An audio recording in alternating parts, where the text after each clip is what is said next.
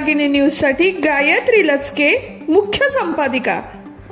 Nashik education सोसायटीच्या माध्यमिक विद्यालय उंटवाडी येथे वंदे मातरम या राष्ट्रीय गीताचे सामूहिक गायन। सविस्तर वृत्तांत। नाशिक एज्युकेशन सोसायटीच्या माध्यमिक विद्यालय उंटवाडी येथे वंदे मातरम या राष्ट्रीय गीतास 150 वर्ष पूर्ण झाल्याबद्दल या गीताचे सामूहिकरित्या गायन करण्यात आले। संस्था उपाध्यक्ष तथा शालेय समिती अध्यक्ष चंद्रशेखर मोंडे यांच्या प्रमुख उपस्थितीत तसेच मुख्याध्यापक राजेंद्र कापसे यांच्या अध्यक्षतेखाली हा कार्यक्रम घेण्यात आला।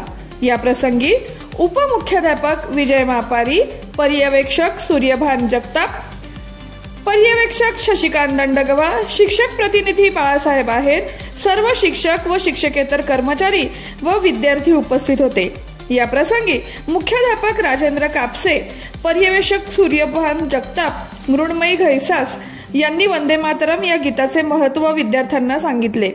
शालेय गीतमंच मृण्मयी घैसास, सुनील कुलकर्णी, रसिका कुलकर्णी, अबोली अकोलकर यांच्या मार्गदर्शनाखाली शालेय विद्यार्थ्यांनी वंदे मातरम गीताचे सामूहिकरित्या गायन केले।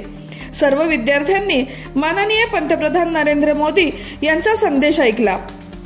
या प्रसंगी विद्यालयात वंदे मातरम गीताला अनुसरून चित्रकला, निबंध, वक्तृत्व स्पर्धा घेण्यात आल्या होत्या। तसेच विद्यार्थी प्रवेश दिवस साजरा करण्यात आला। या प्रसंगी सर्व शिक्षक व शिक्षकेतर कर्मचारी, विद्यार्थी उपस्थित होते। या कार्यक्रमास संस्था उपाध्यक्ष तथा शालेय समिती अध्यक्ष चंद्रशेखर मोंडे यांनी कार्यक्रमास शुभेच्छा दिल्या।